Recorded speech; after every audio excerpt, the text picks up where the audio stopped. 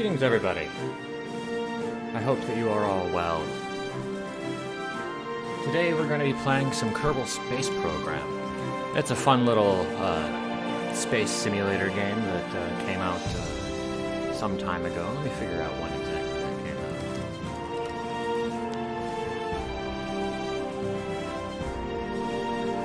out. Yeah, but back in 2015, so it's not nearly as old as Fallout 2, but it's definitely still no modern game by most people's definitions of the term. So we're going to be doing a campaign, and we're going to try our very best to help these little Kerbal dudes get where they need to go. And they have a vested interest in exploring the solar system. We're going to do career mode, and since I'd like to make a decent amount of progress on each of our streams of this game, I'm going to up our rewards a bit here. I was playing this on my own time, and I found that things were a little slow, even on the easy difficulty. So we'll just bump those up from 200% to 300%. Hopefully you guys won't hold it against me.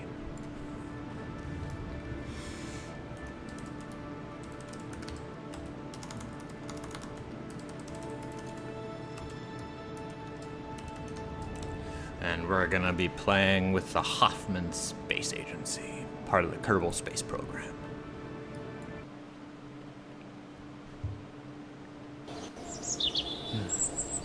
Hope you all are doing well, whether you're watching this live or if you're catching the VOD. I'm glad to have you here either way. So, in this game, you start out with extremely basic technology. You can barely launch, something a couple hundred feet in the air, let alone get into orbit. So we're gonna have to take our time and make some basic rockets and do a bit of research to help us get where we need to go. Now, normally this game can be a real headache to figure out, much like Fallout 2. But with any luck, my experience with this game will help make things go a little bit smoother. So we're gonna bring some mystery goo along with us to help speed the science along. And we're just gonna throw a solid... Actually, before we even do that, let's just go right on out to the pad and conduct some research from the launch pad. Because how research in this game works is that you get different sets of scores for each environment that you do the research in, and both the launch pad and the runway count as their own distinct areas, and so you can get a nice amount of science right from the get-go. And another thing that helps get even more science is if you have your scientist running the mission. They both recover more science, transmit more science, can do science from outside of the vehicle, and I think that they make it so you get more science if you only recover the vehicle instead of landing it back properly. Don't quote me on that last one.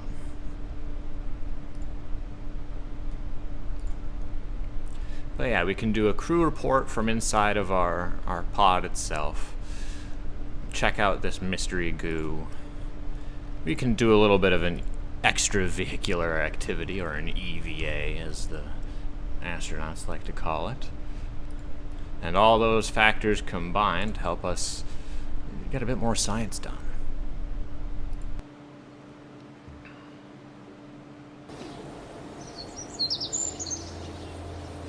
Perfect. 22 science.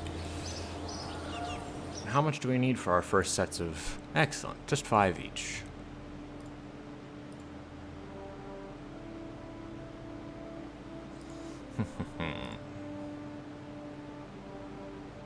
Alright, excellent. More science is always good. So, we're gonna go ahead and slap a thermometer on the other side, because that's one more thing for us to test and get ever more science with. And we can add in some proper fuel tanks and an actual engine now instead of just boosters. So we might be able to control ourselves a little bit.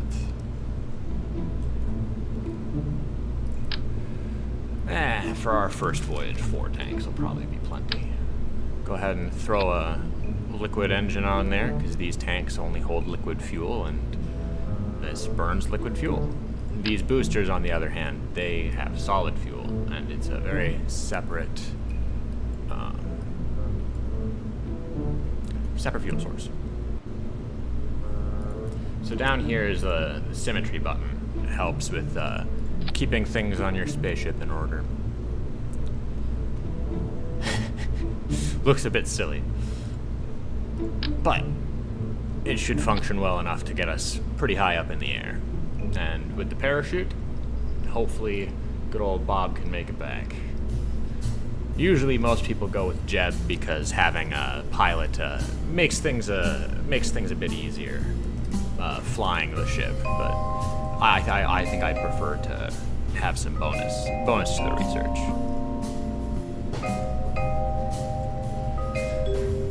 I had one of my audience members tell me in the last stream that I was having a bit of issues with my some reverb in my mic, so I tried to fiddle with the settings a bit.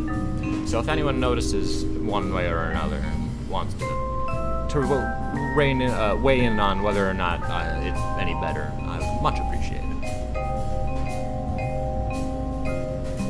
All right. So for our very first craft. It's tricky business naming things. Let's base our ships off of the Greek alphabet. So, Alpha would be a tad bit boring. Let's go with Alpharius. That's the name of one of the Primarchs in the Warhammer 40,000, if you're familiar with that universe, but that's not what we're talking about today. Too heavy for our launch pad to handle. Here we go. Well, let's just go with 2 instead.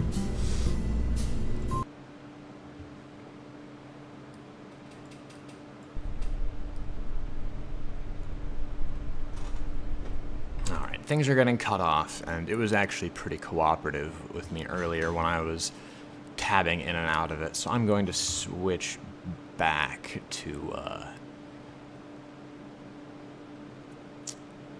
will it not let me in this?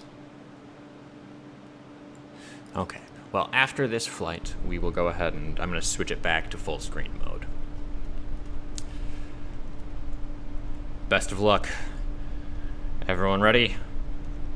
Ignition in T-minus 5, 4, 3, 2, 1.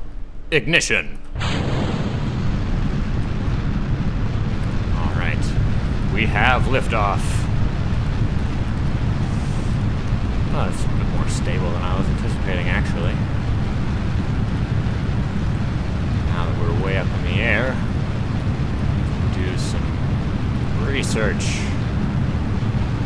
No extravehicular activities up here, I'm afraid, so we'll just have to make do with these other tests.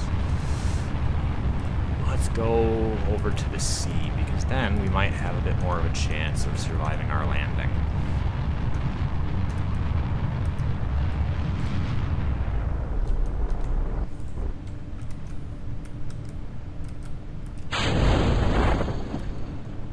Excellent. We've just about depleted our entire fuel source, so I figure opening the chute and calling her quits there is probably for the best.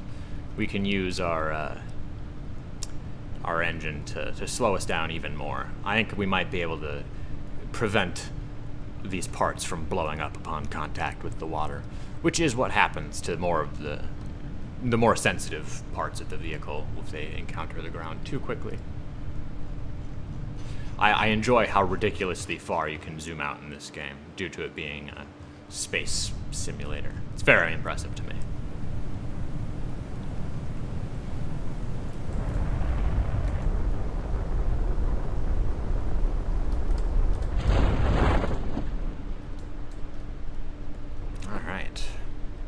I think that might even be slow enough to keep these things from busting.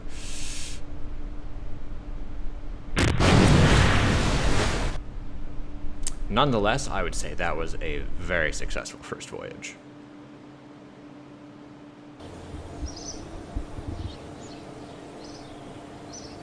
$102 science. Perfect.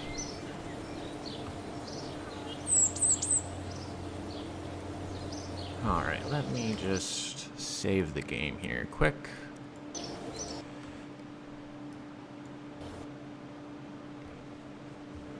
And I am by no means an expert at this game, so even with my little boost that I've given myself in the form of earning resources more quickly, I don't anticipate we'll burn through the game's content too terribly quickly.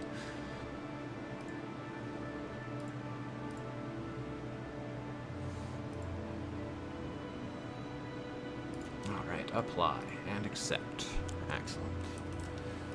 Were you able to see any difference?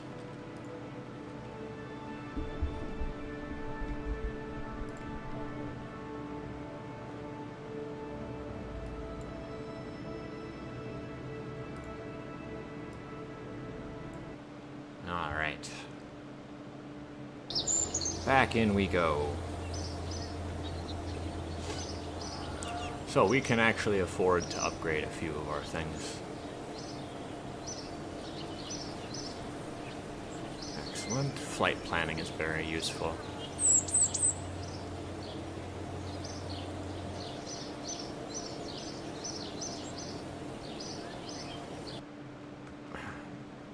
We don't, however, want to burn through all of our cash immediately. We do need enough to still build a rocket. But we've got more than enough research to get a bit more done. I say almost always, I've only played this about 3 times. I usually go for basic science just to get even more science going, because more science is more good, right?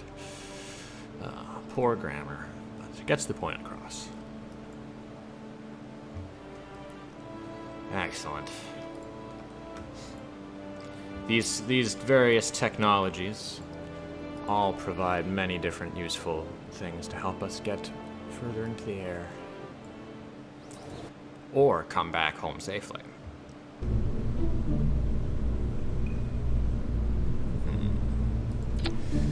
I was considering briefly turning this into an unmanned mission, but I think that good old Bob can keep things going for us a little bit longer.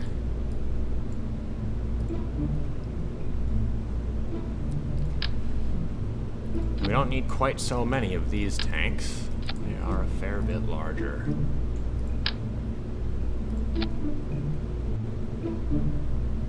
These things are great. These will carry you for the very early game.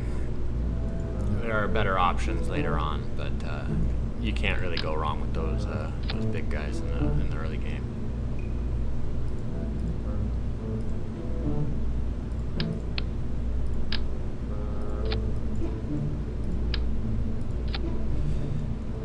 So what I did there is I put a decoupler, which adds additional staging, and it will allow me to break off all the stuff below the decoupler when I press spacebar a second time.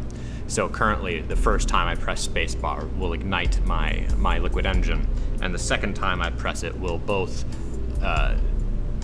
decouple the fuel, the fuselage, and the engine, and signal my chute to activate when it can at the same time.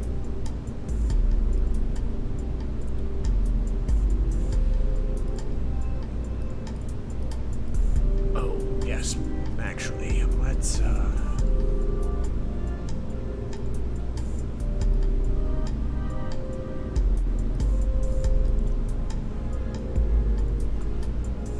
yes, we can just continue using the Alfarius. We'll upgrade it and give it a new name. But I forgot, in my haste, that we should pick up some missions. We unfortunately missed out on one of the easiest ones, which is to get off the launch pad, because we already did that, but at the same time, we've given ourselves enough of a bonus then. We won't be hurting ourselves too bad in the long run. These various missions ask you to test different pieces, go to different places, even transport passengers. However, we're still very prone to exploding, so I don't think we should take any passengers anywhere.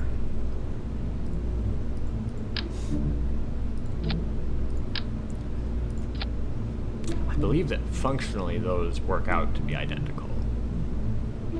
Yeah, they're just exactly half the size, which is quite fortunate.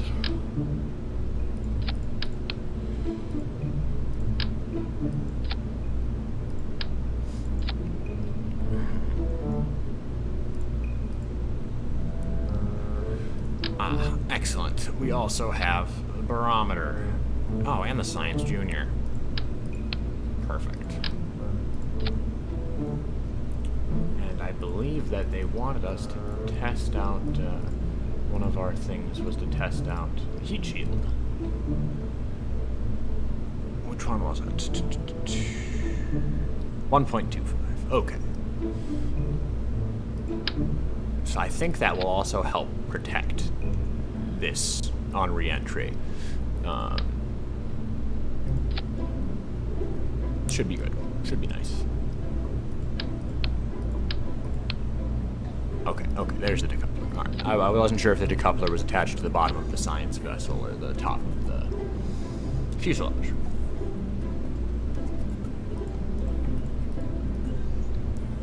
Alright, let's slap a few of these thumpers on there. Since we've upgraded it, I think we can get to 4. Now, ordinarily, you would want to put these radial decouplers. We'll be doing that later on once we get our program a little further along. In the meantime, however, let's give that a go. Oh, I forgot to rename the Alfarius. I was gonna go with Mark 1.1. Know in spirit that is this vehicle's name.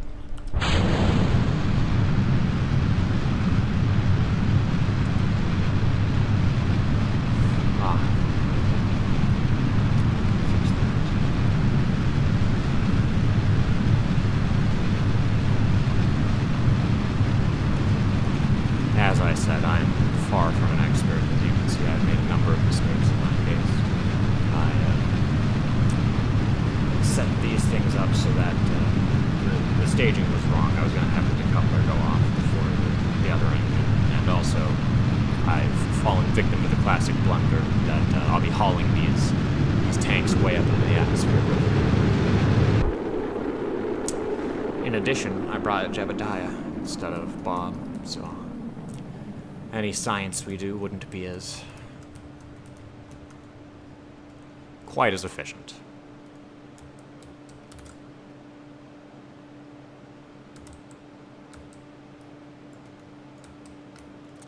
However, I believe we will live.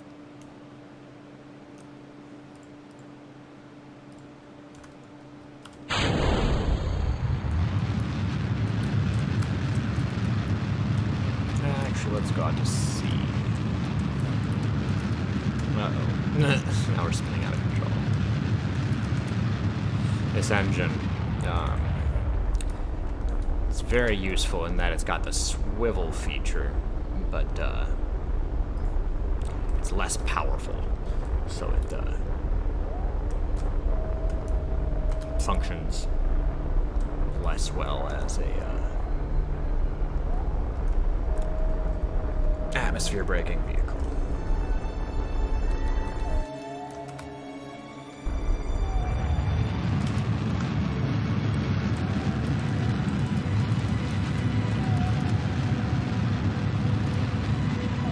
Goodness gracious. I'm sure I'm making this look very difficult. It's not extremely easy getting the hang of piloting these vehicles.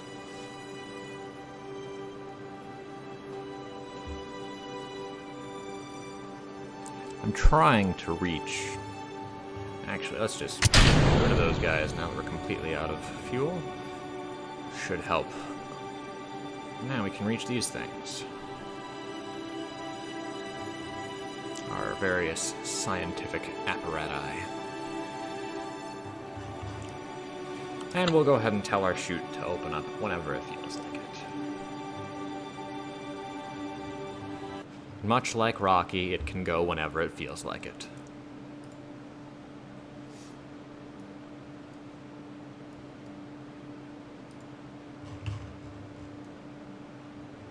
Hopefully the heat shield helps us keep our science intact.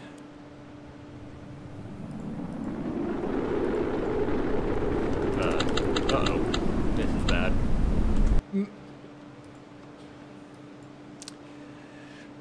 Poor Jebediah.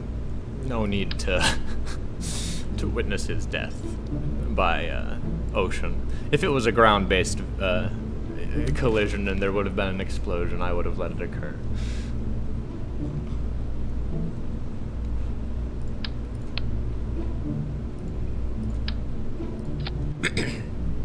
Apologies. I need to drink some water.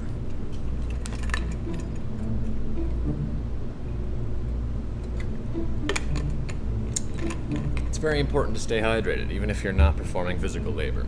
Though if you are performing physical labor, it becomes even more imperative to remain well hydrated.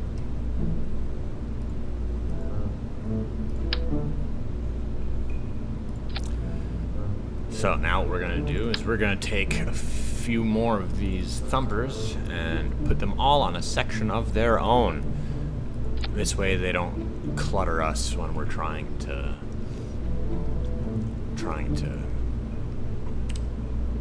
get rid of them.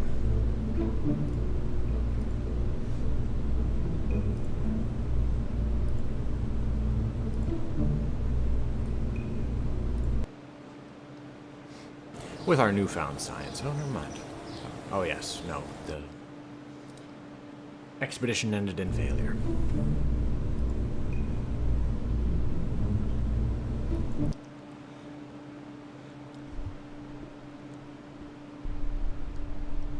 This is a game that has many examples of learning from your mistakes. At least hoping that you learn from your mistakes.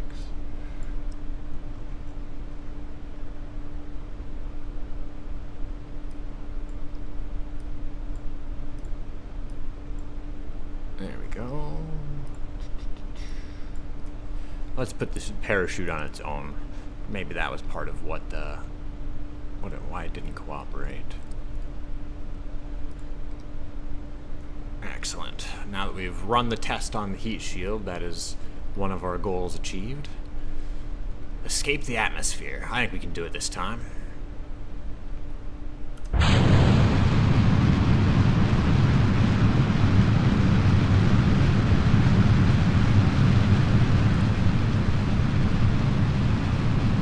It's a slower climb. You can definitely feel the weight.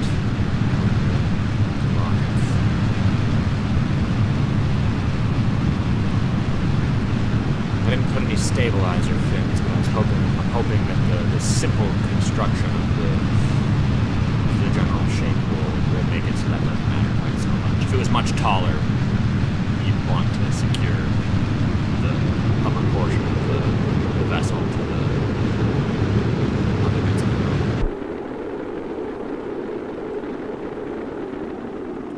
Alright, and once we slow down a little bit more,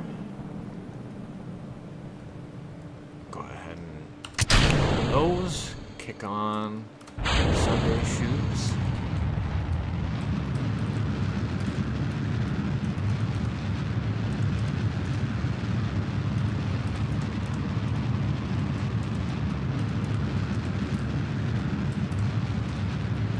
Have we done it?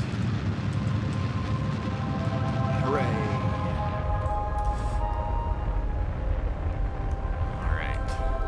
Let's go ahead and get some science done while we're here. Because while we are high up, even beyond the atmosphere, We are not outside of the gravity well of the planet, and we are certain to fall back down.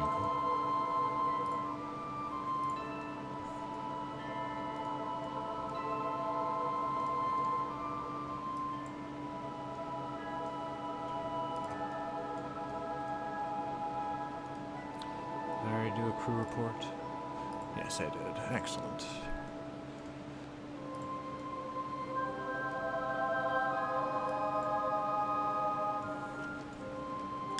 Let's see how our... So yes, we will climb quite high. We've got a lot of momentum ahead of us still.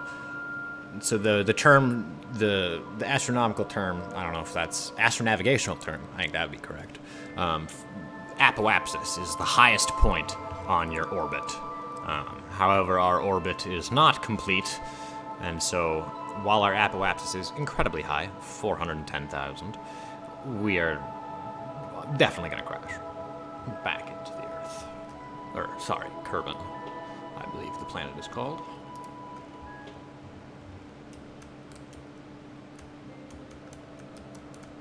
So let's go ahead and let that start happening. I'm going to save the rest of our fuel to try to slow us back down some.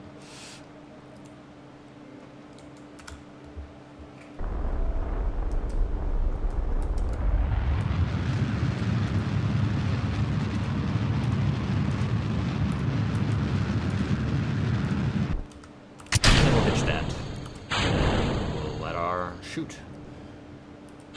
Hopefully take us the rest of the way.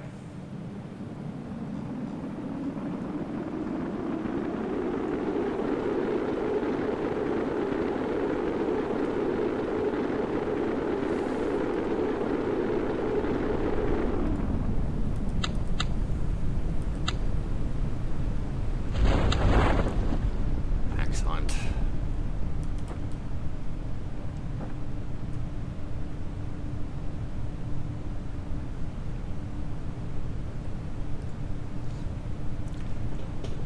Well, it looks like we might just make it.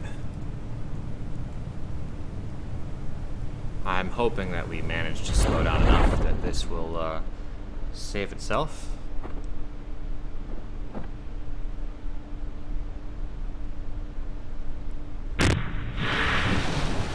And we've done it. We have done it, folks. Go ahead and slow her back down, recover the vessel, or what's left of it anyway.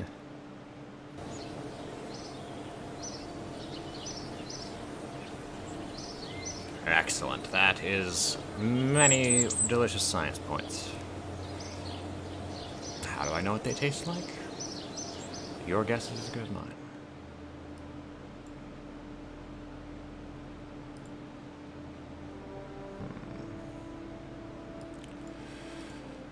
More science is always nice.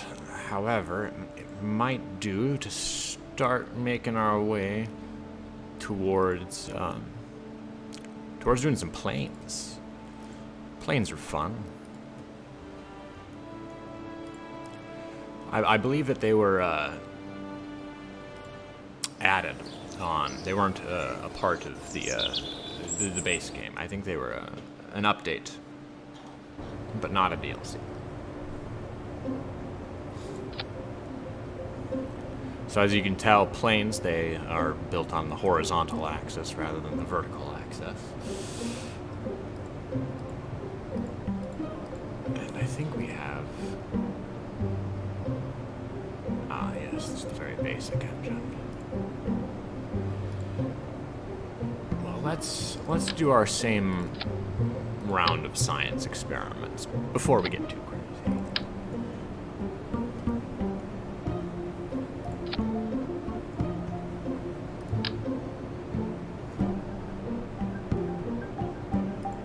I enjoy this this toggle snap feature down here. It's quite nice as well. And you can set it to be either a hexagonal sort of deal, it'll do various snap points, or if you just keep it as a circle, you can put it wherever you like. No need to give this thing a name. It's just our basic science vessel.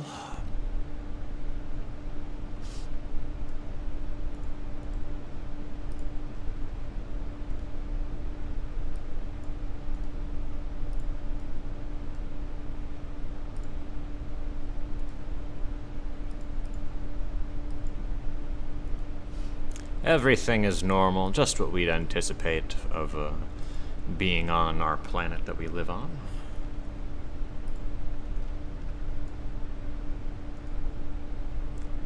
However, scientific data, repetition is very important.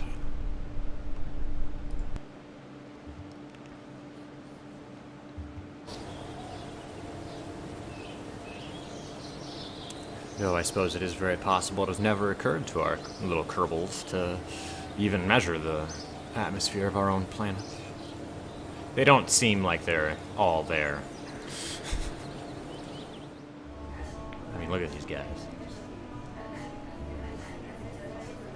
Courage and stupidity. Ah, the two qualities of a good astronaut. Brave enough to fly the ship, and stupid enough to not know that it'll probably kill you.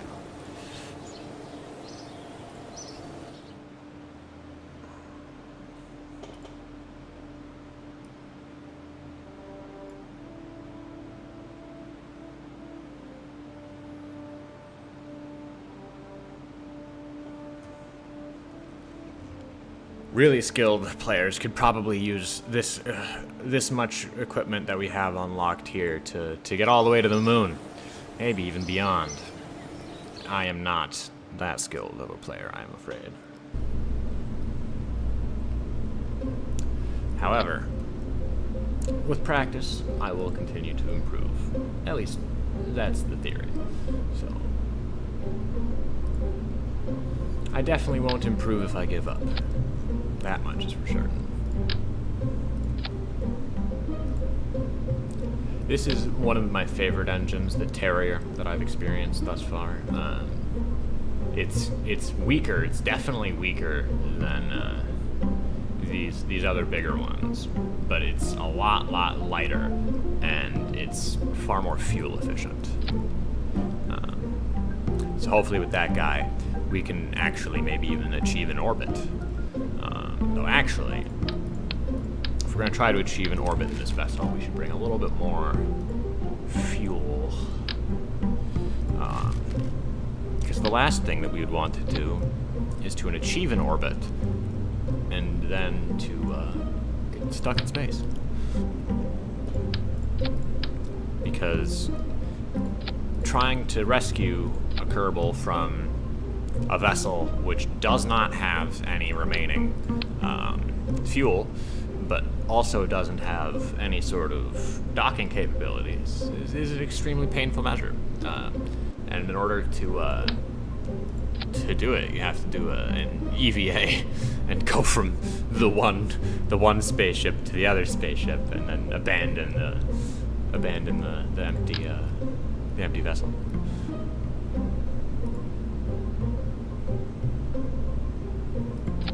Suffice it to say, far from ideal.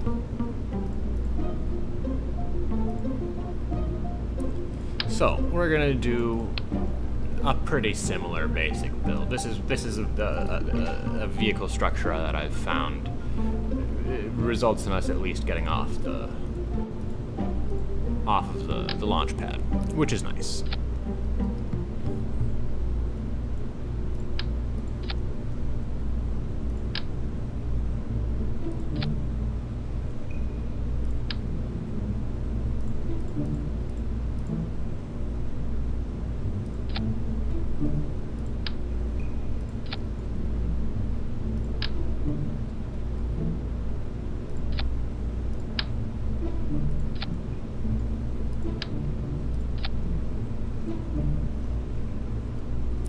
Apologies for the radio silence there briefly. My dog was asking for a little bit of love.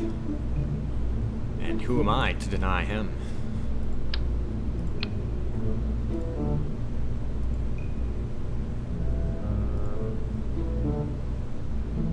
Fortunately, it only takes one hand to pedal.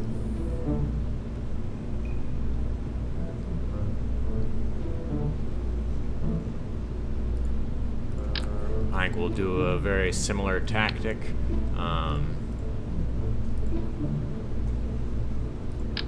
We'll throw one of these big old boosters as the base of our vehicle. And then we'll, I think this time we'll go with more than 4. Maybe we'll go with 6. 8 would probably be a bit too much. We don't need that kind of pain in our lives.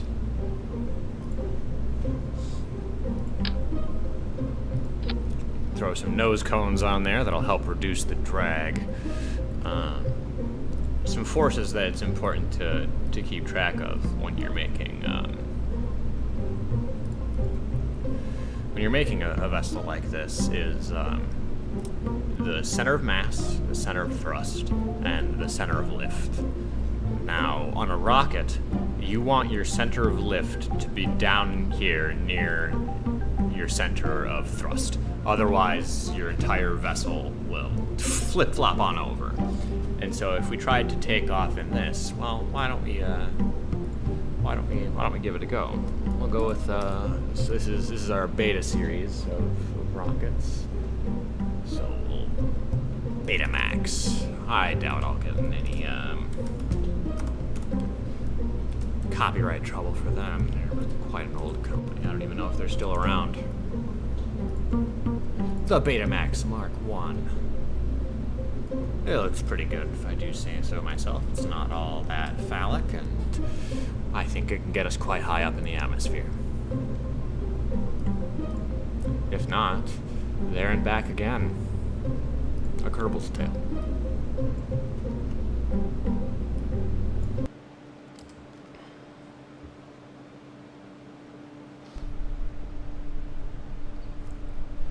Alright. Let's give this a go. Counting down. Hold on.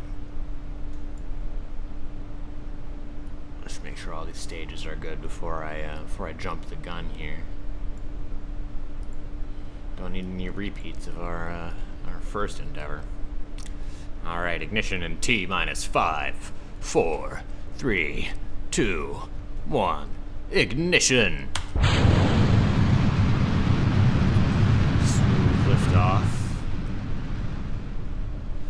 Cuts a pretty imposing figure climbing up into the sky like that. Now our center of lift being up here by the nose cone will likely cause us a bit of headache. But maybe the weight of our ship is such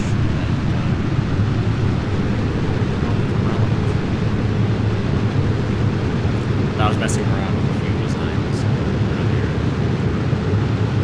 Oof. Far less successful.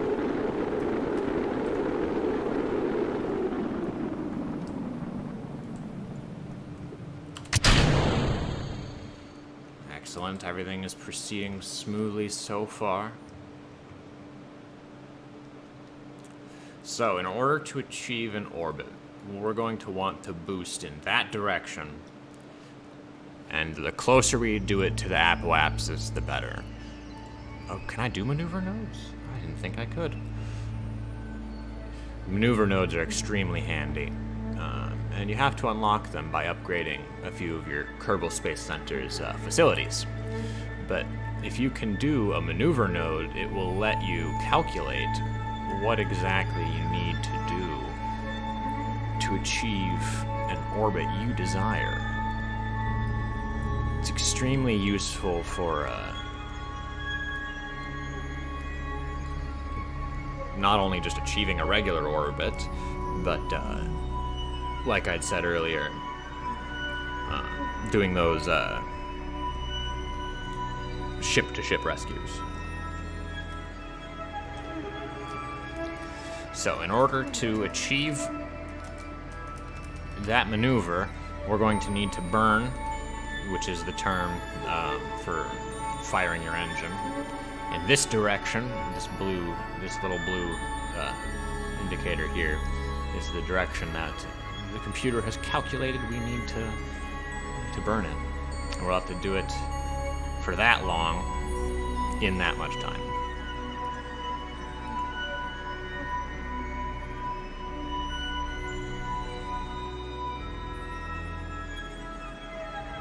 I don't know what that means.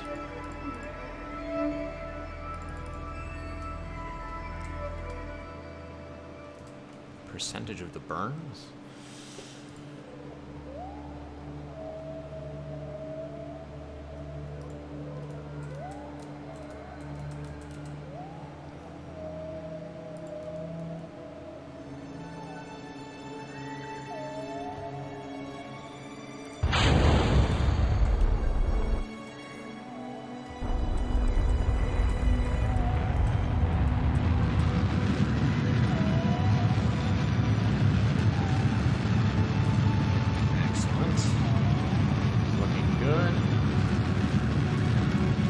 Green, I believe that indicates that we will still have some fuel left over, which means we might just be able to make it back home. And honestly, if Bob doesn't make it back home, that's not so much a loss as if, say, Jebediah Kerbal didn't make it back home. Jeb is the all-time classic.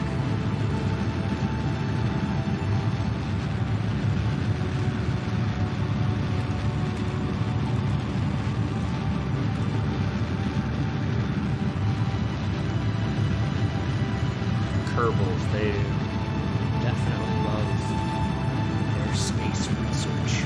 Things researched in space. Far more research than those researched on Earth.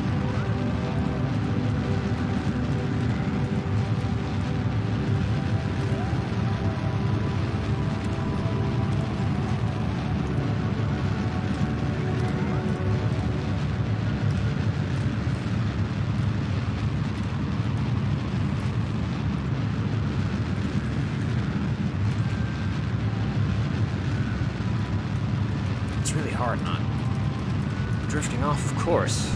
It's requiring a bit more concentration than I was hoping. Let's see how our orbit is coming. Good. It is progressing smoothly.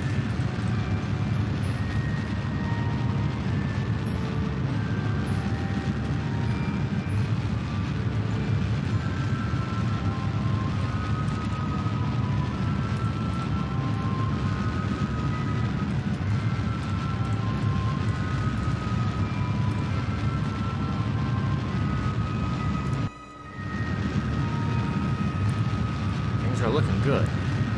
I've got a good feeling about this one.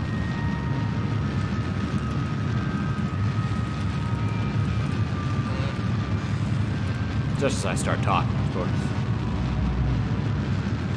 Even if we don't match our intended course exactly, we'll still be just fine.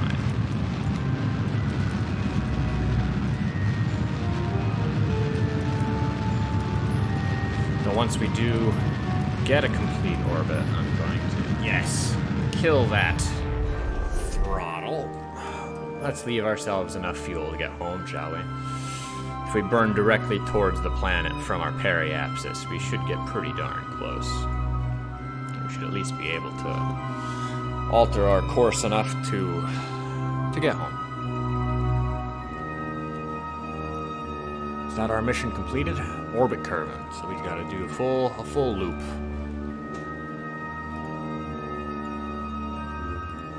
When you're farther away from the planet, they let you go much, much faster.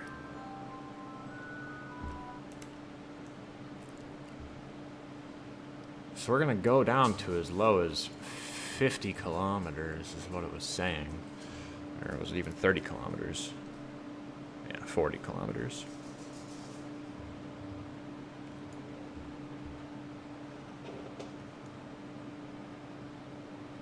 This is definitely an orbit that is decaying, though.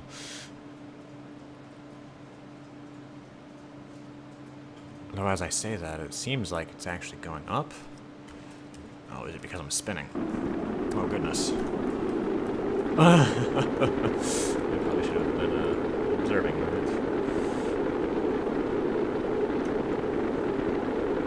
Oh, goodness.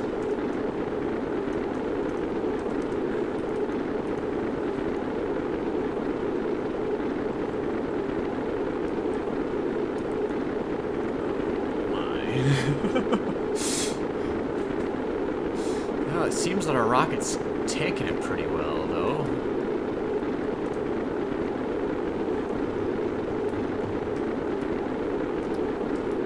things considered.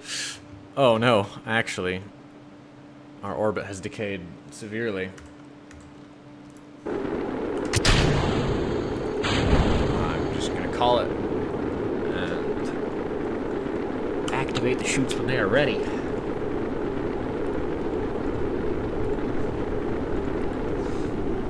Godspeed, Bob.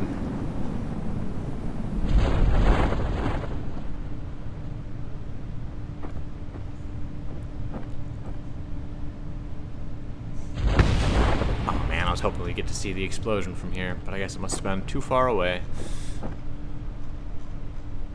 What a lovely night sky.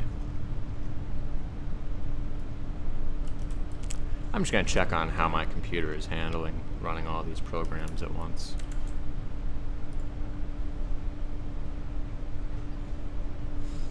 It's definitely not a fan, but I've seen worse.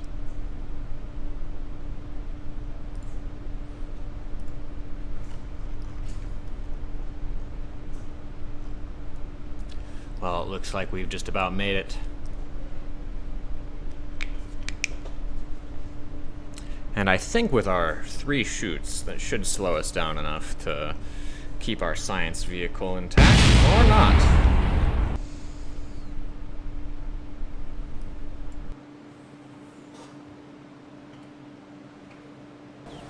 Seems I was mistaken.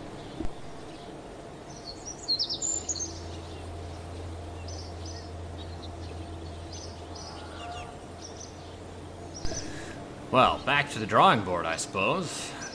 Can't exactly call that a success, but at least no one died. That's a win in my book. I don't think we're in need of any of this stuff here yet.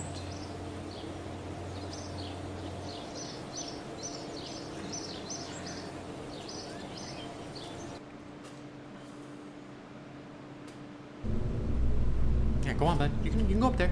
Go on.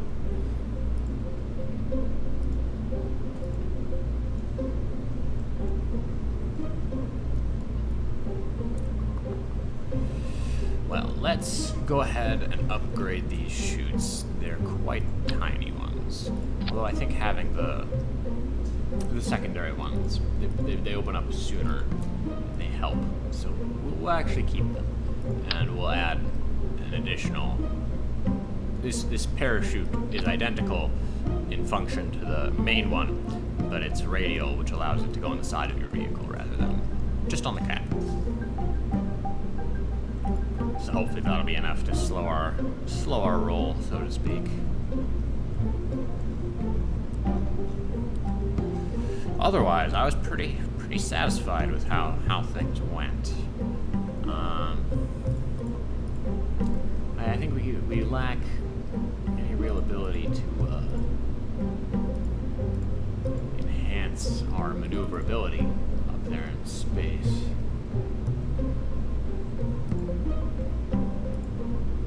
Oh, I do believe this does help.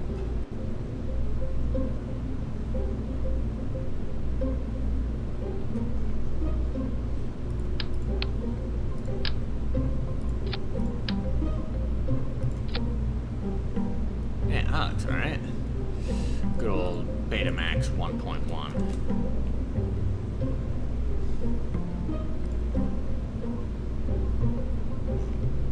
I don't think we need any other initial upgrades. I was, like I said, pretty satisfied with its performance. Though being able to communicate back some of our science might help. We'll be fine.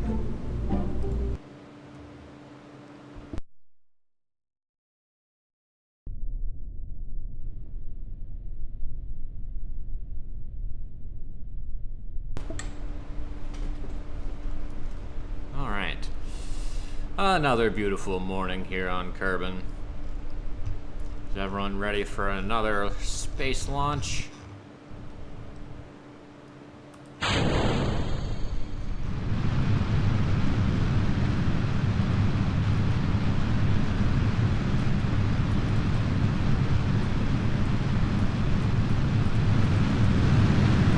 Added more weight up.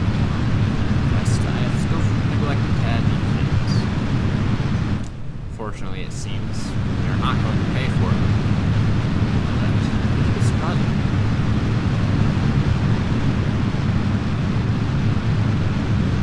I'm guessing it's the engine that I selected. It's significantly shorter than the one that I used in my previous design.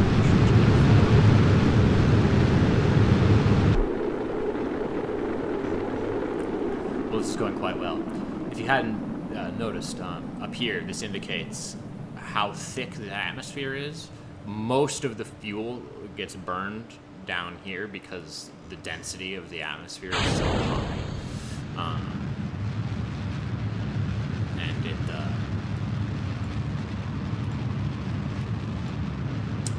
results in you having to spend the vast majority of your fuel just getting out of that lowest part.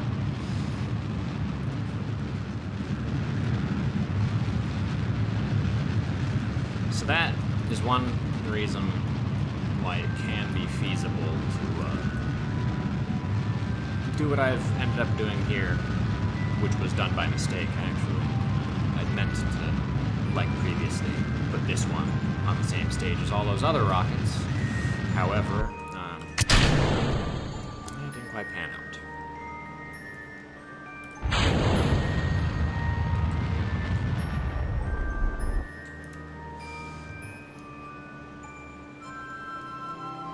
Once more, we'll go ahead and add ourselves a little maneuver node.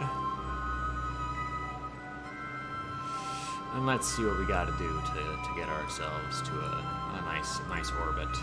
Maybe a little more circular of an orbit than our last one.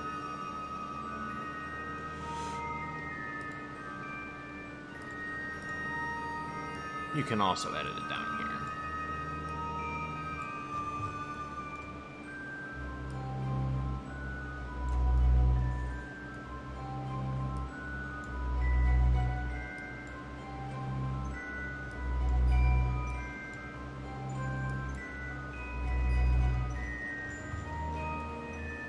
That looks pretty good. How low is that? Oh, good. Over twice as high as the last one. I think that'll be sufficient.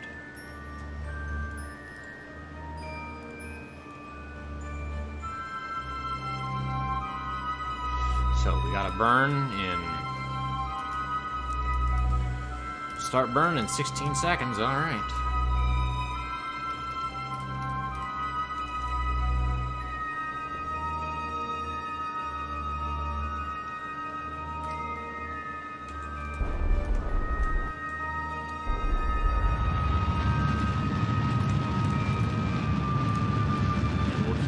Burn going for a couple minutes.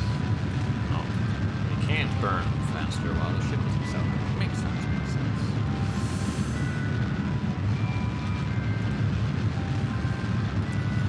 I really like what they've managed to do with this game. The graphics are very simple, but that's not really what you're looking for in a game like this. It's got such advanced physics. It's got just real cute aesthetic. I don't know. I'm a bit of a sucker for it. I was following this game back when it was in early access, when I was but a wee lad. Well, I say a wee lad, but I wasn't that young, I guess. It's all relative. Definitely older than I was when I was playing Zelda. That's for sure. It's my first ever video game. The original Zelda. I wasn't old enough to play it when it initially released, but my grandfather, despite not being a gamer, he owned an NES, and yeah, my first real gaming experience was Legend of Zelda on the NES. Followed quite quickly by Pokemon. I ended up getting a Game Boy Advance. That was the first handheld I was old enough to get as it released.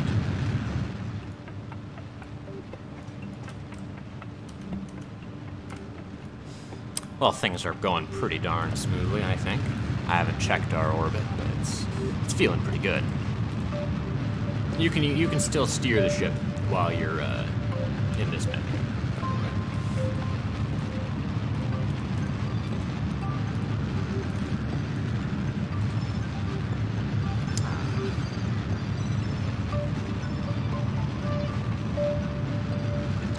goodness. I was getting distracted by watching the lines get closer together. I was about to comment. How satisfying. Little did I realize my ship was setting sail without me.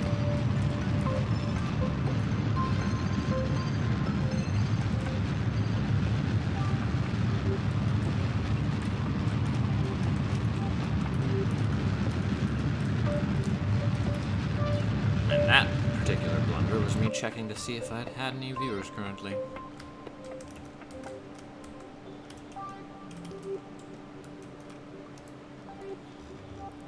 Excellent. That is an orbit. Look at that, folks. We've done it. Look at us go. Oh, around and around Kerbal we go. Who can stop us? Nobody knows. Look at the moon. Where's Minmus? Can we see Minmus?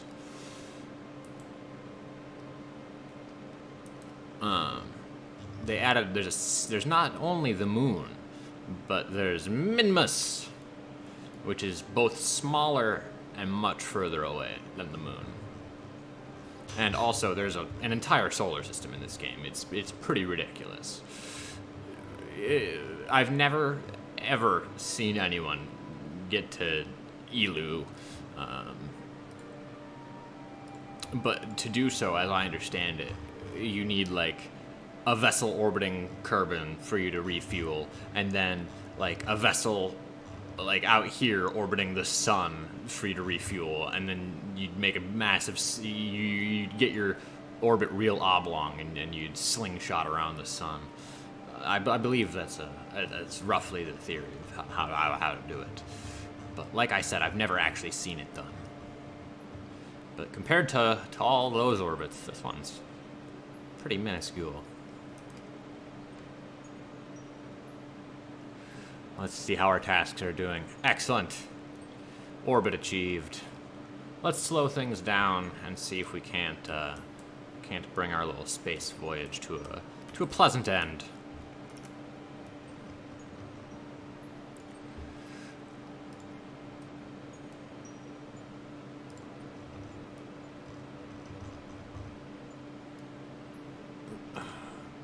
Still, oh. Very well then.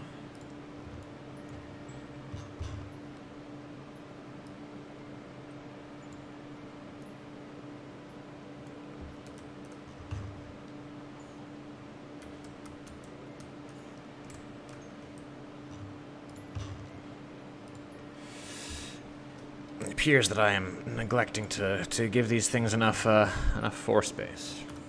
There we go. Now that's a burn we can do.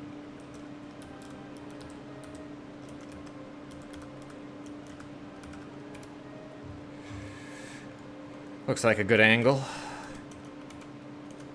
It'll both slow down our frontward acceleration, I believe, and bring us in closer. If I start burning now, actually, we might land in the ocean.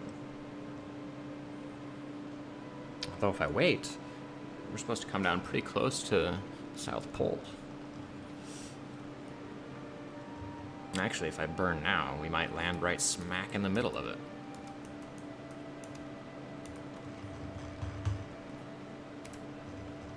Did I already check all my science?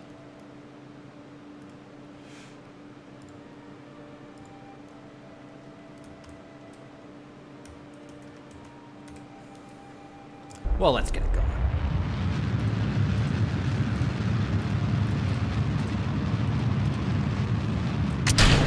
Oh, that was a terrible, terrible mistake. I just hit the space button. Fortunately, our decoupler is quite weak, and it seems that it still gave us a decent bit of, but not enough.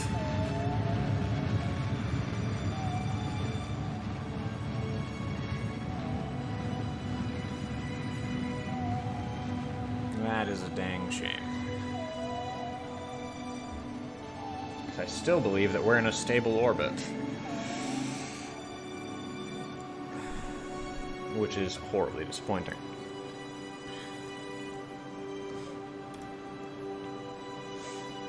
Poor old Bob, trapped up in the atmosphere. Not much we can do to save him. I could restart the entire flight, but that's not exactly sporting. We've already cheated enough. So we'll leave ourselves up here in the atmosphere and return to the Space Center.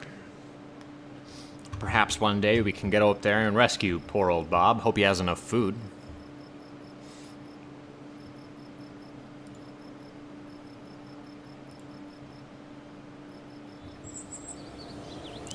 Coming to morning time. We got a good bit of cash.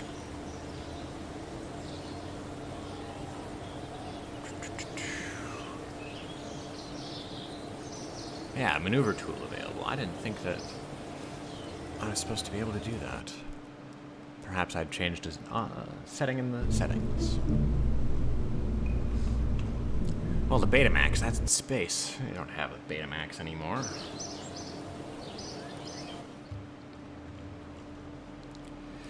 And we do not have sophisticated enough systems to rescue Jeb currently. So I think we might be served well to switch things up a bit and go over to planes. Because we can get a good amount of science just down here on the ground.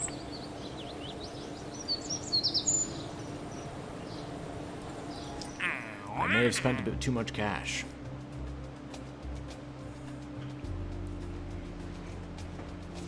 Yeah, you left enough fuel in those tanks to return from orbit, right?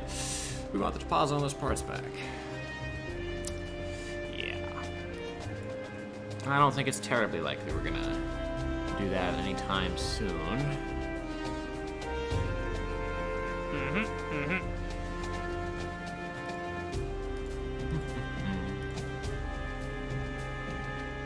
On the surface. Wow, we can do it.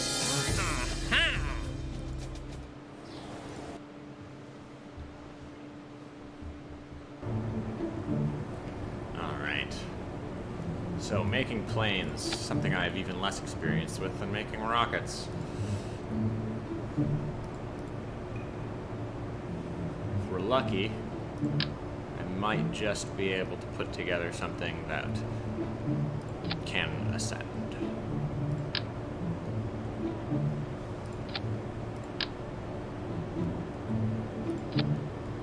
We will find out, though. I think that looks pretty good for a initial body, fuselage, whatever you want to call it. I want to use the right term.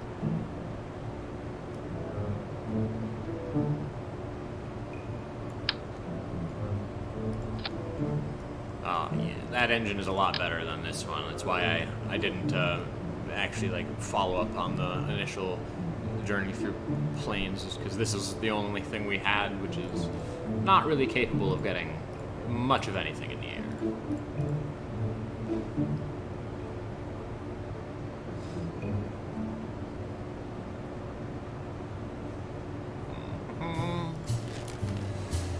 So with planes, it's a little bit different how you want your center of mass, lift, and thrust to go. You don't want your center of lift all the way back here. You want your center of lift to be just behind your center of mass. If it's too far forwards, you'll tip forwards and crash into the ground terribly.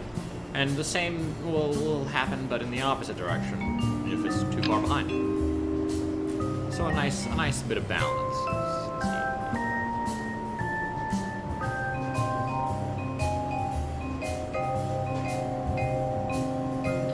Something like that, I think, is what you're looking to achieve.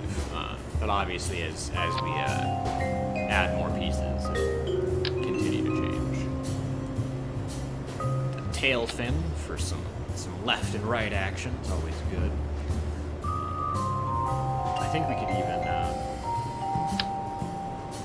put some on the sides, and I think that might help our steering a bit as well. vertical anyways.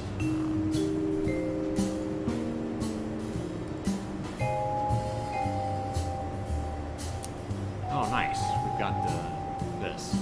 These ones and this one are very poor. They're about as bad as this engine is. This engine here. So it's good to be able to have this because it means we might be able to land somewhere. And the thing with jet engines is that unlike rocket engines, they need an air intake. So we'll go ahead and put an air intake on the front as soon as we get the rest of this landing gear sorted out.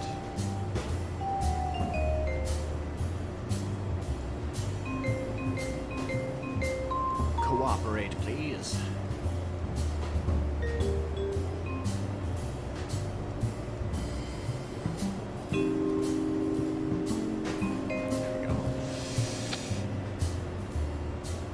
Might be a bit far back on the center of lift, so we'll just go ahead and scoot the wings up just a tish.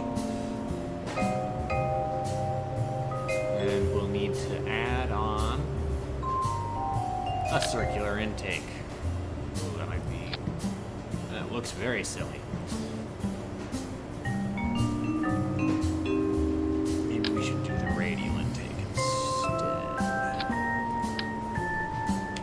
Go ahead and throw a nose cone on the front there instead. Help our aerodynamics a bit.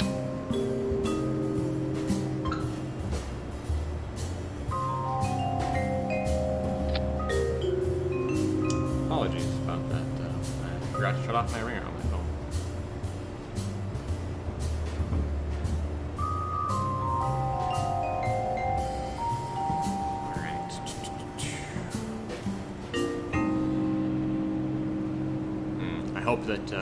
Hope it'll take off, considering these are a little bit higher than the other ones.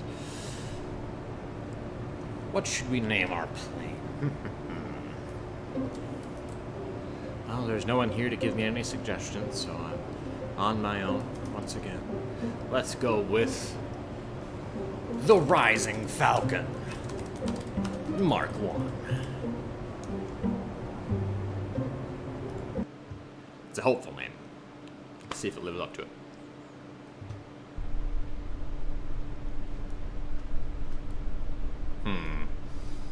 Yeah, I don't have a ton of faith in that. But let's try it anyways. Jebediah, show off your bravery and your stupidity.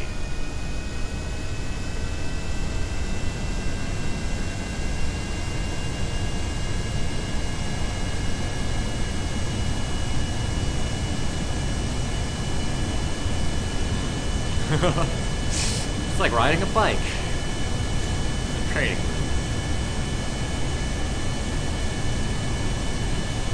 Oh goodness. Oh god. Oh, our first actual crash.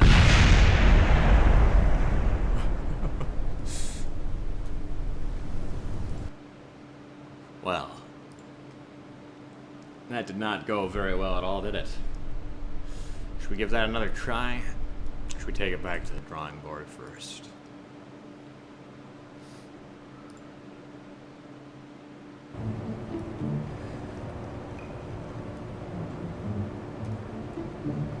Let's get rid of these and let's go with these. See if these will work for us. They're definitely not as good, but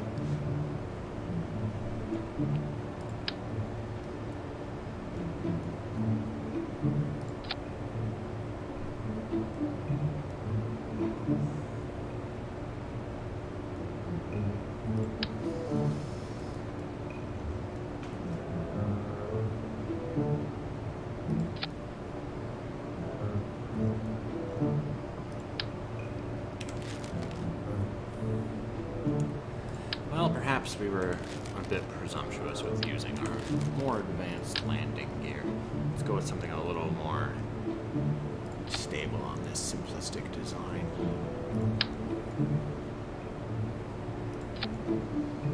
These cannot be retracted, so landing this thing is going to be very difficult. So perhaps we should throw a parachute on it.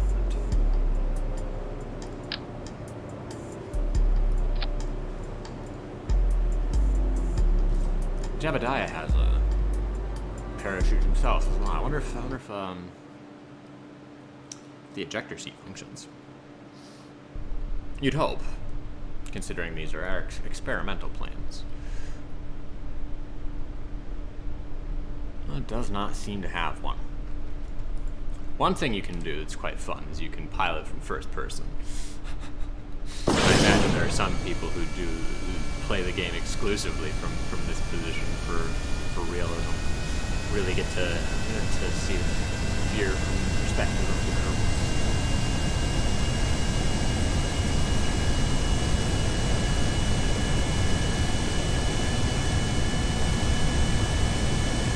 These single-engine planes, they're very unreliable. That's much like real life. Small planes are far less stable than the big multi-engine airliners. Whoa!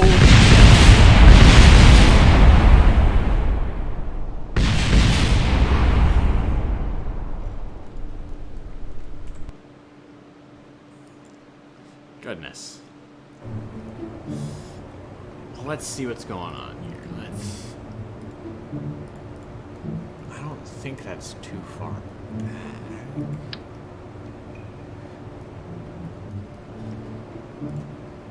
Perhaps it's actually just the opposite.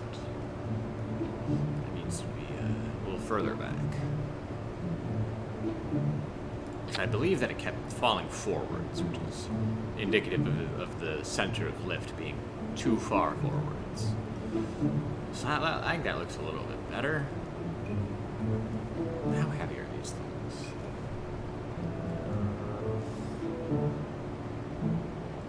Let's give it one more try.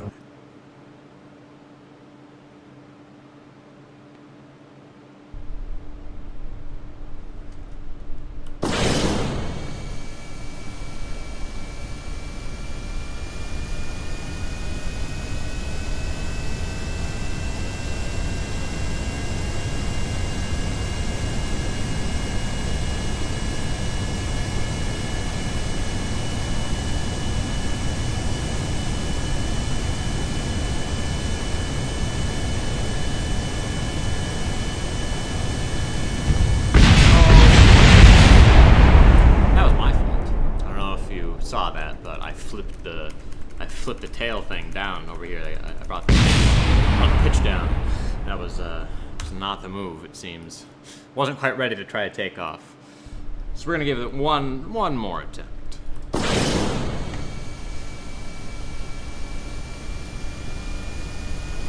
I believe in you, Jebediah.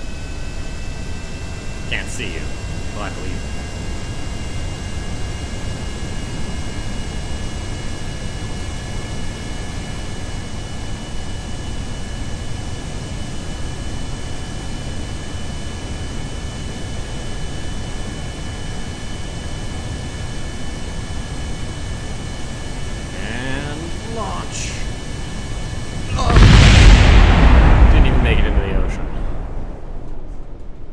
The engine?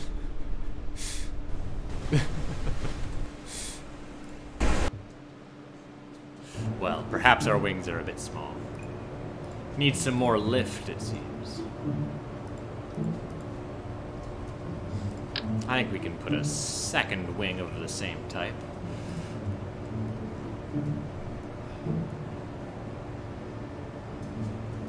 Because I think that our thrust is still good. Let's see what that did to our aerodynamics. Well, let's give that a try, shall we?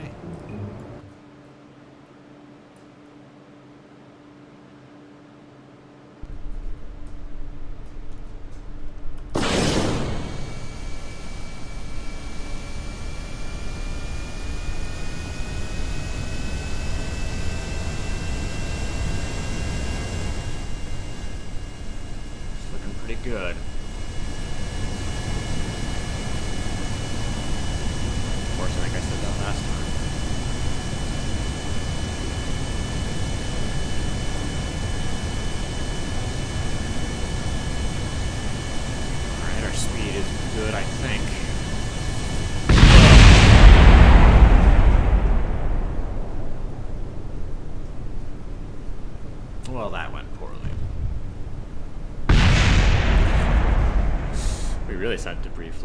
goodness. What is that?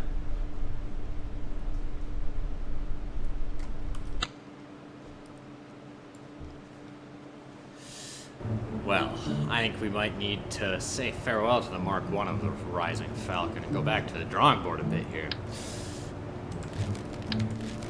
These dang single-engine vehicles, they're just not reliable enough. So let's step things up a bit here. Go ahead and add another bit of our fuselage. It's 5 segments now with that, because this front up here does also have some fuel in it.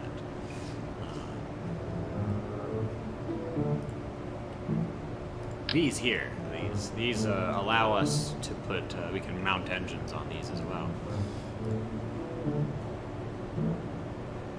So if we put 2 there, and 2 there, we can turn this from a 1 engine into a 4 engine.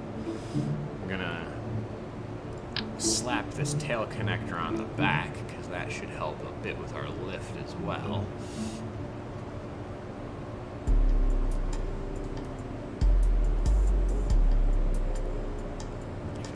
Cooperate with me.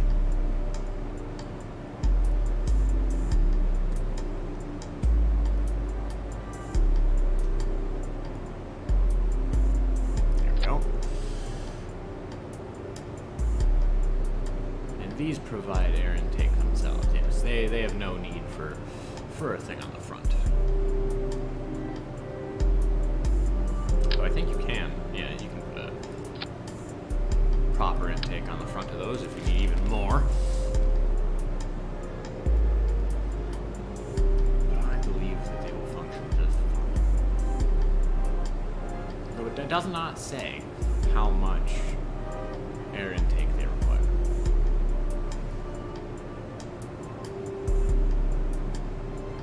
Oh, there it is. Wow, is it really 29 point? So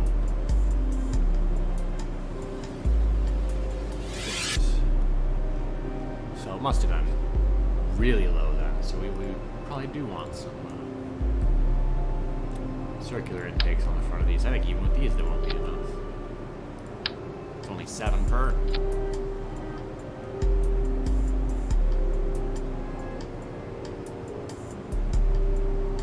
So we can swap out our nose cap up front for another intake.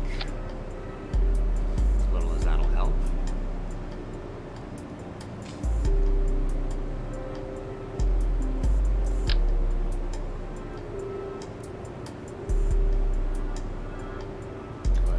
Tip on our wings too. That'll help.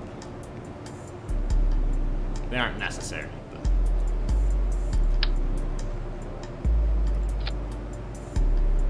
I believe they do help with the lift.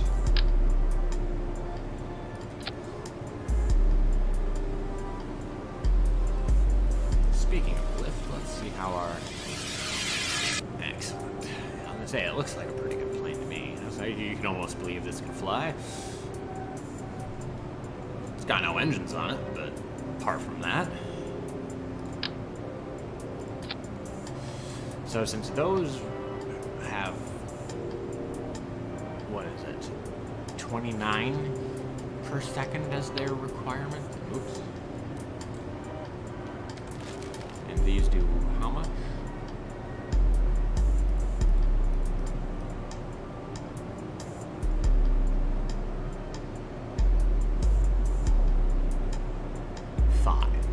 Assuming that translates.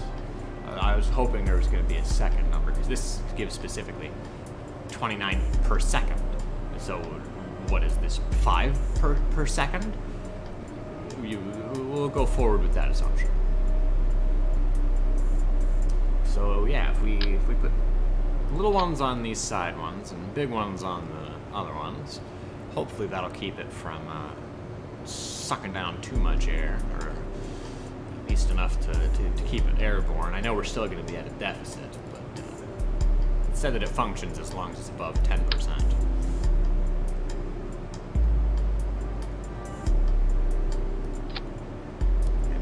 we've got a bit bigger of a body to work with, we can use some proper landing gear.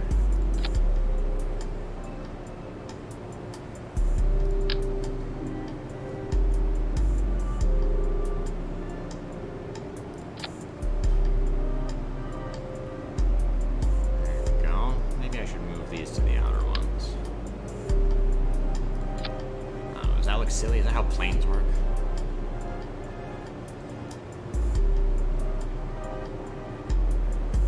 Looks good enough to me. Rising Falcon Mark II. Let's give it a launch.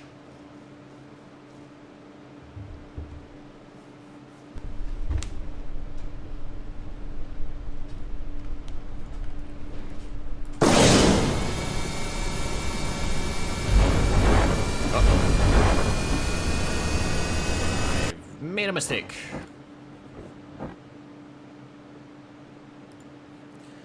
For one, I put 2 parachutes on. Only meant to put on 1. Whoops. For the other, it is on the exact same. It was on the exact same as the engines. But now with that fixed, save over it. And begin the mission. So, let's see where we're supposed to go check out. Wow, is this really as far as they need us to go? Alright. Well then, we don't even need to fly. We could just drive over there.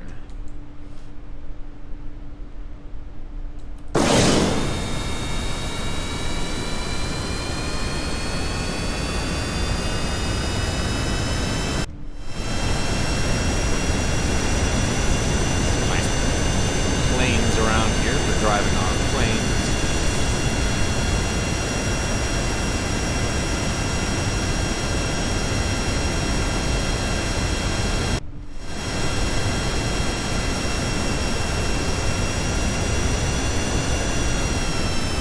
I am going far faster than I intended to.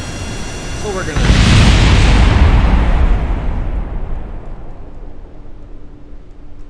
Well... I suppose we can't say we didn't see that coming.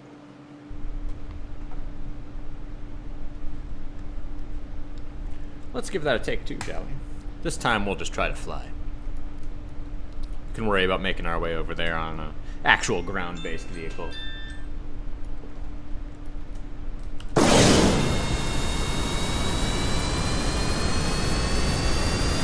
Looking good so far.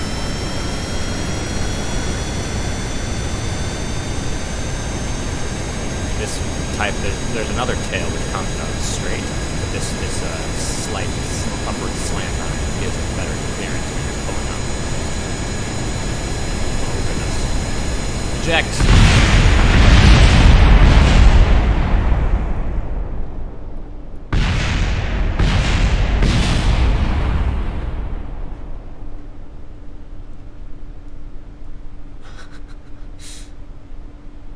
Goodness gracious. Whoa, it's just... Oh, it's landing gear.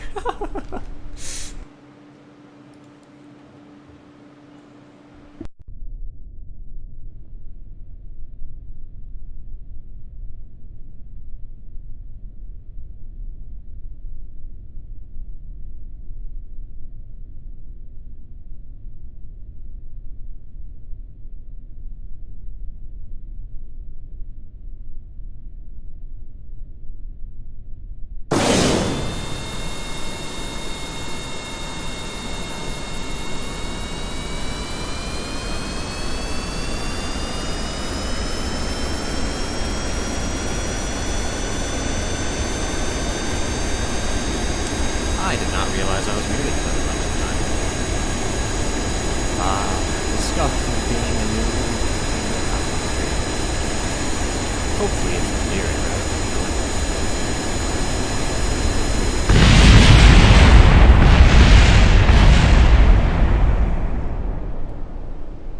Another failed mission for Jebediah.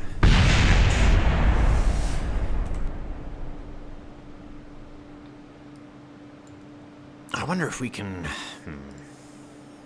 stop banging our head against the wall here and try to figure out how to fly.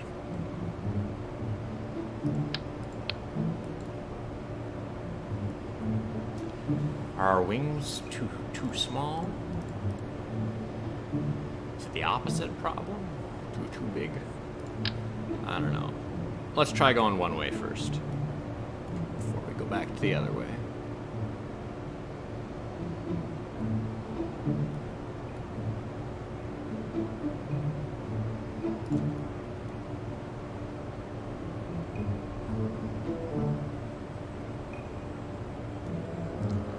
Oh, come on. Cooperate. There we go.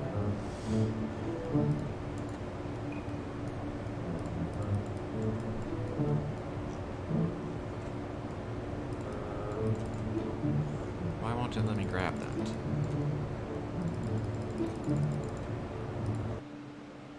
Strange.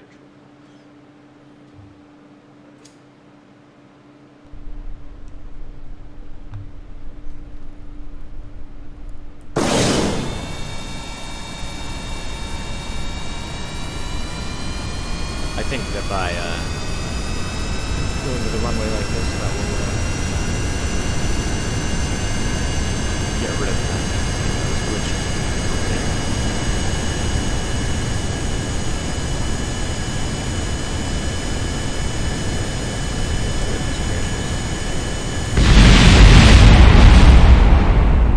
Definitely part of the problem.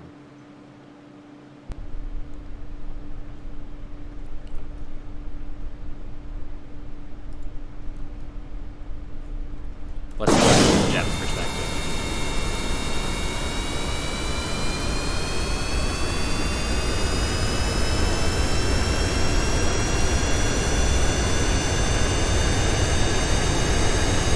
Keep it straight on the runway.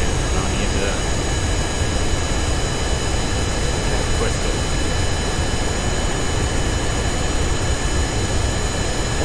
Pull up, eject.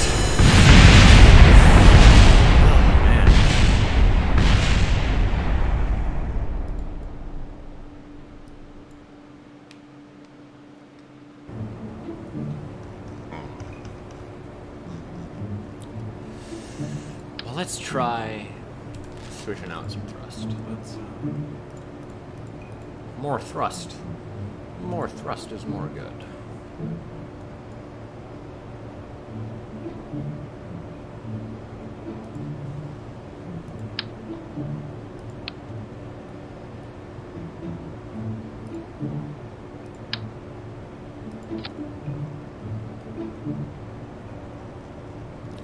And we can add a bit more air intake along our,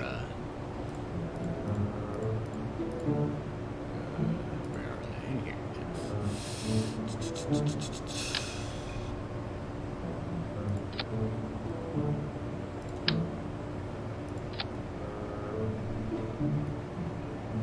How are we doing on our center of gravity? Is looking good. Center of thrust, sure, I think. Center of lift, a little far back.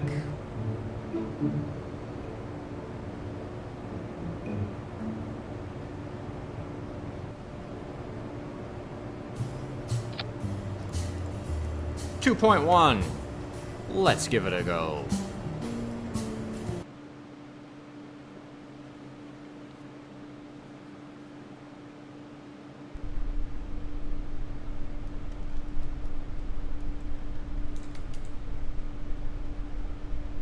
Throttle up to max, or maybe the throttle shouldn't be at max. I don't know.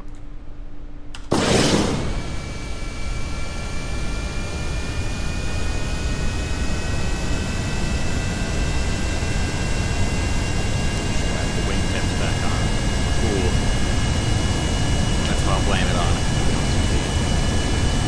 Jebediah's looking like he's having a great time though. There's that.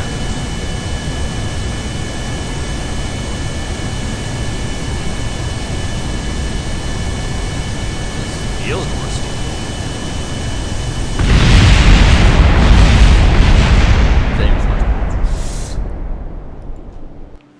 Are we too heavy? What the heck is going on here?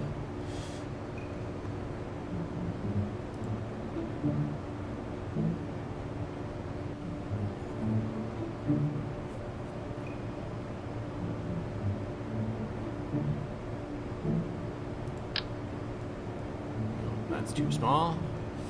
We're looking for type B. Let's see what this does. Does this do anything? Yes, it does. Uh-huh.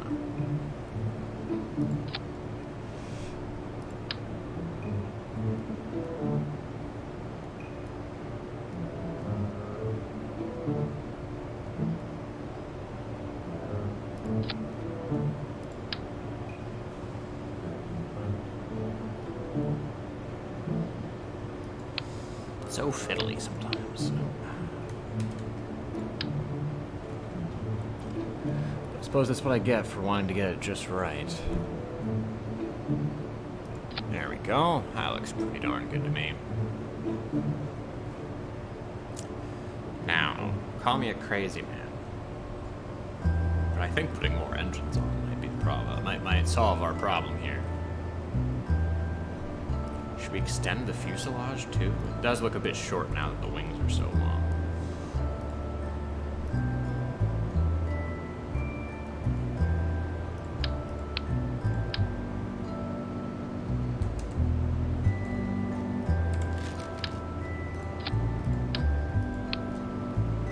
There we go. If we move that one instead, it's far less fast. Oh, are we using... Have I been stupid? Is this... No, okay. Oh, these are the same. Oh, but this isn't... Okay, gotcha.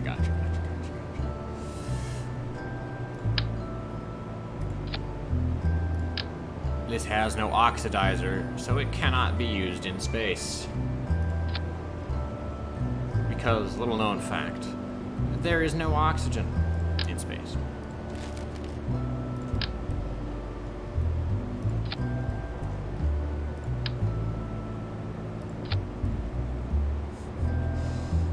Looks a bit silly.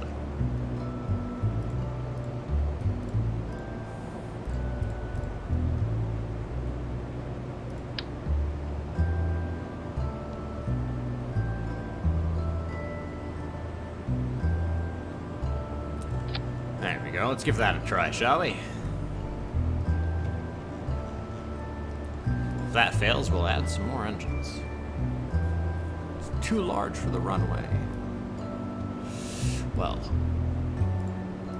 let's see if we have enough funds necessary to upgrade the runway once again. Just about, huh? We'll need to accept a mission. Gives us an advance of 50 grand. Take it.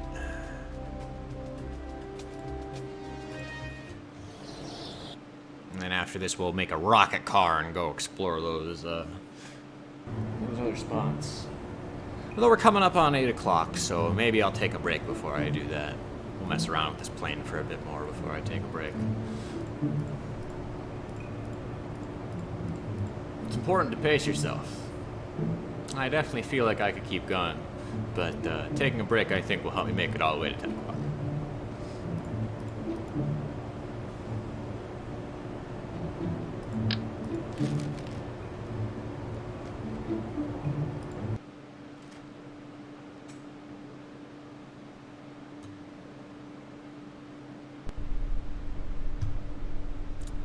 Granted, today is Pippa Pipkin's 250,000 subscriber special. She will be eating a tarantula to celebrate the occasion. I'm of half a mind to... Well, that definitely doesn't help.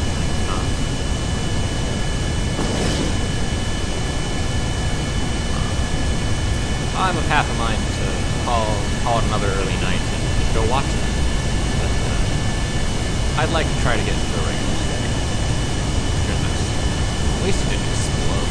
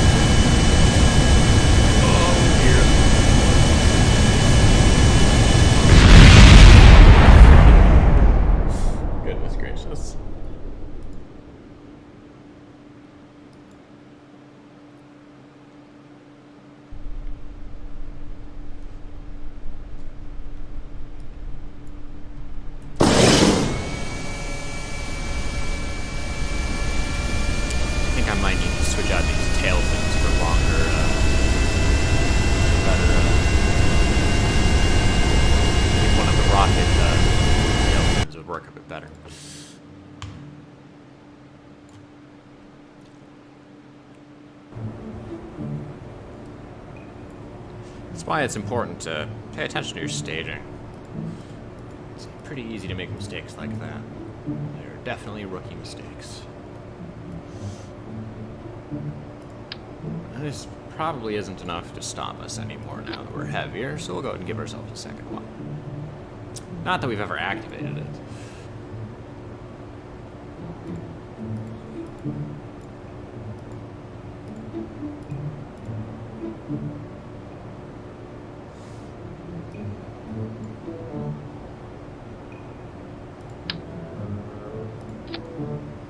Add some lights to the vehicle in case we decide to take it out at night. Should swap this to the 2.2.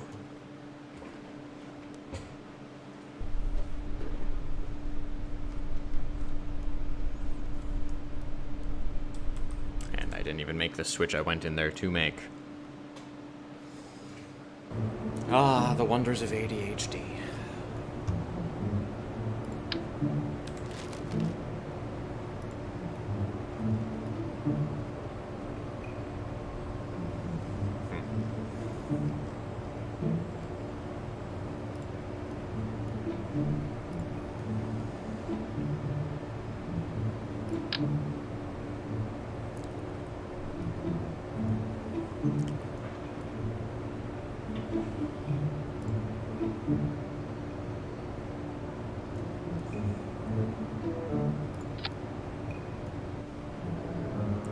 How do these compare?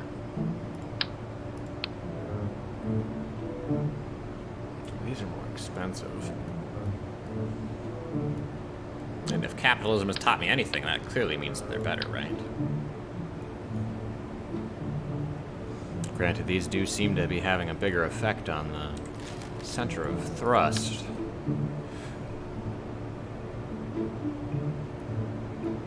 Or not center of thrust, center of lift. So perhaps these are the better option. Granted, it is just a tail fin, so maybe I should use some of these.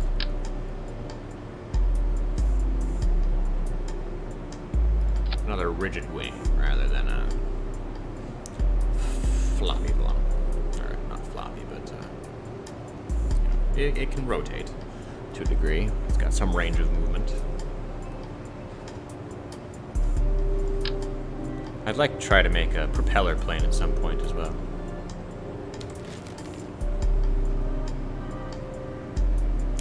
I think that I should try to get a regular jet engine working first.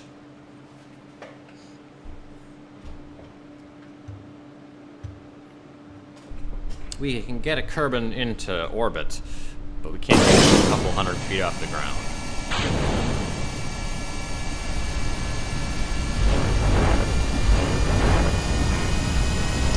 Well, that's why not to help us go any faster.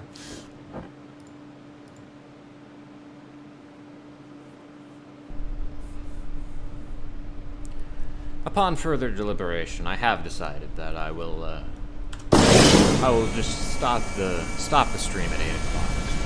Since there's no one here, and Mayoshi's celebrating a subscriber milestone.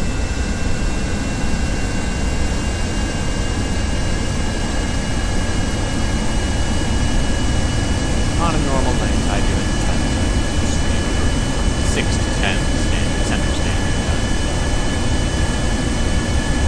The debut took a fair amount out of me. I've got another excuse today. I'll endeavor my utmost to not make any more. Well, that was the slowest explosion we've had.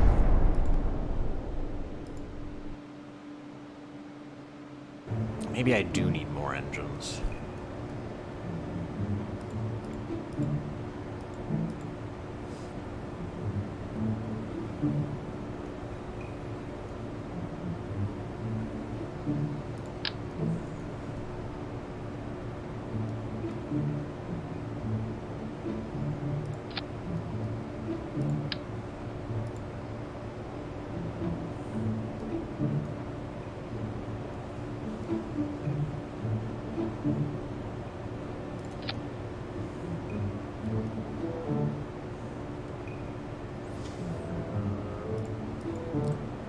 go ahead and slap a few more engines on those bad boys.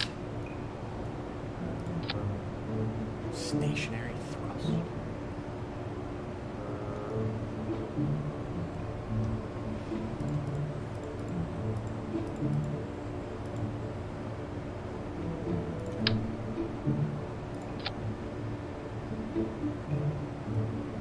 Let's give that an attempt. I'm so eager, I keep forgetting to change the name of the machine. This would be the 2.3, I think. Oh, goodness. The wobble on those wings didn't exactly fill me with hope.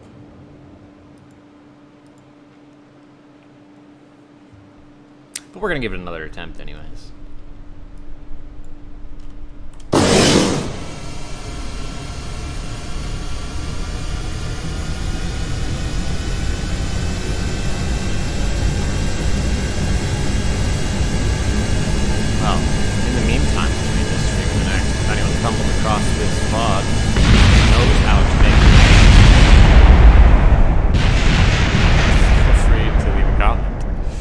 Give me a few tips. Look at that wing go. Ugh.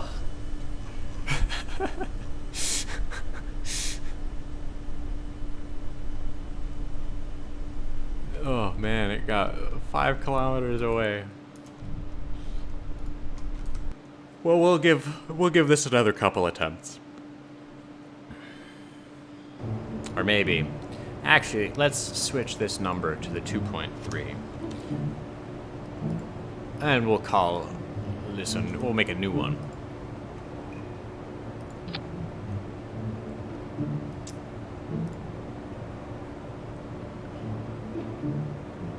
We're gonna make a rocket car, or a jet car, not a rocket car. There's a difference.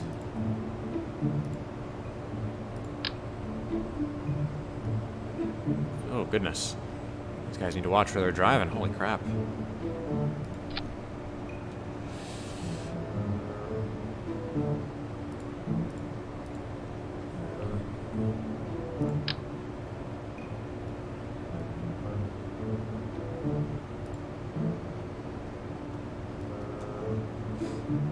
Looks like we're gonna have to go with the fixed landing gear.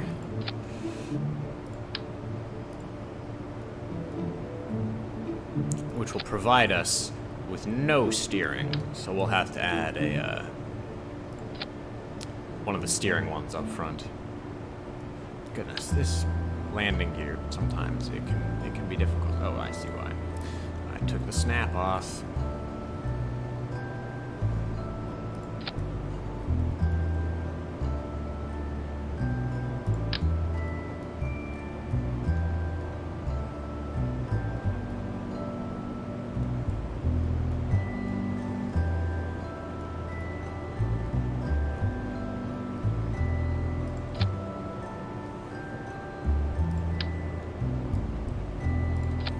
Are. Okay, let's go ahead and throw on this guy here up front. Give us a bit more fuel and get the shape going.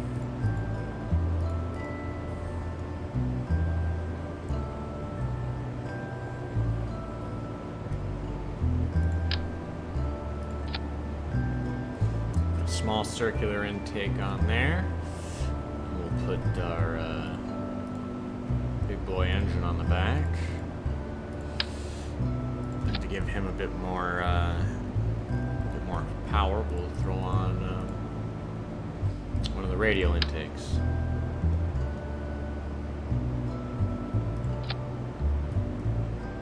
There we go, huh?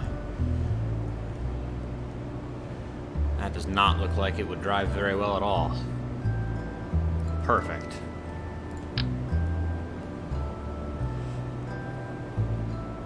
So let's throw a steering wheel on the front here. It's a little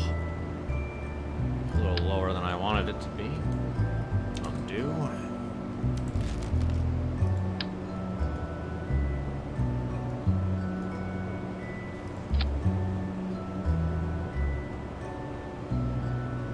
Can I put it on the...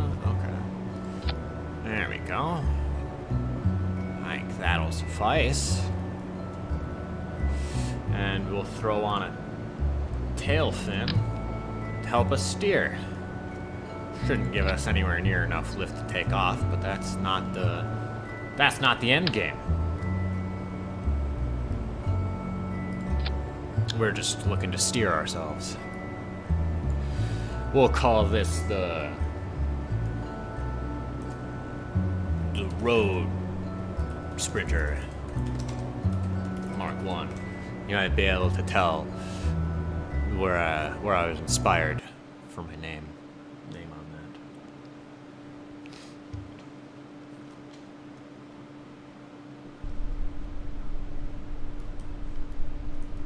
that. All right. So we got to go check out these nearby places. I think we can get there with our little rocket car.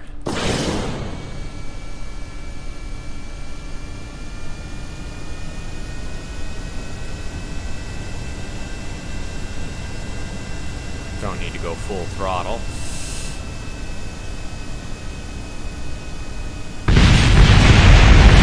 fact, I would say full throttle is probably far too much throttle, given how that went.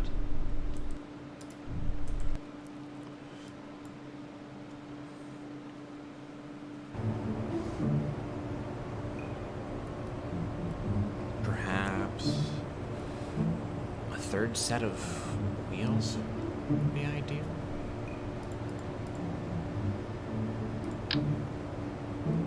Yeah, I didn't think so.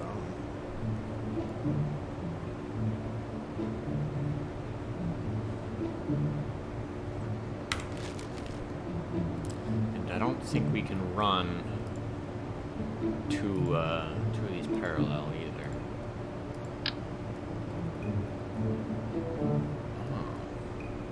Can you? Oh. Well, if we can run...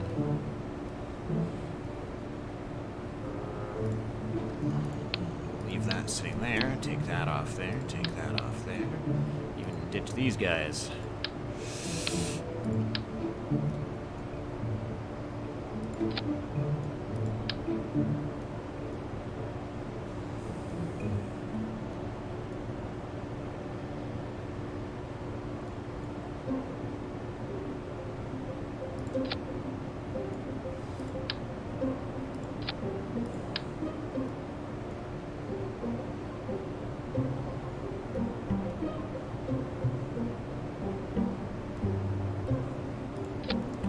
Man, that one guy really likes to drive through there fucking crazy. Pardon my French, that was not very polite of me at all. I have nothing personal against swearing. I just view it as the lazy way to get your point across. There's always a better word selection. It's take an easy way out using profanity. Especially if you're trying to insult someone. You'll leave a much more lasting impact if you can use words that are a little more specialized.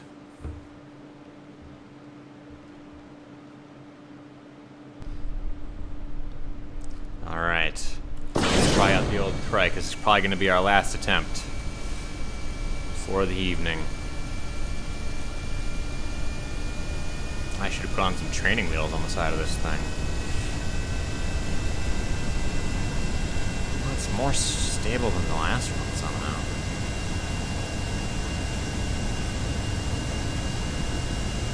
Looks like we're getting near. So we'll do a crew report once we are told we're in the area.